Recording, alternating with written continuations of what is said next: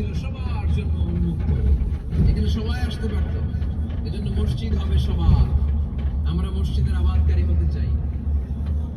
এজন্য রব্বুল আলামিন বলেন, ইন্নামা ইয়া'মুরু মাসাজিদাল্লাহি মান আমানা বিল্লাহি ওয়াল ইয়াউমিল ওয়া আকামাস সালাতা ওয়া আতাজ যাকাতা ওয়া লাম ইয়াখশা ইল্লাল্লাহ ওয়া আসা উলাইকা আন ইয়াকুনু মিনাল মুহতাদিন।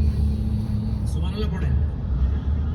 রব্বুল আলামিন বললেন, মসজিদের আবাদকারী হবে তারা যারা আল্লাহর প্রতি ঈমান আনে, আখিরাতের প্রতি ঈমান আনে, যারা সালাত কায়েম করে, যারা যাকাত আদায় করে, যারা দুনিয়ার কাউকে ভয় পায় না, ভয় পায় একজনকে। চিল্লায় বলেন তিনি কে?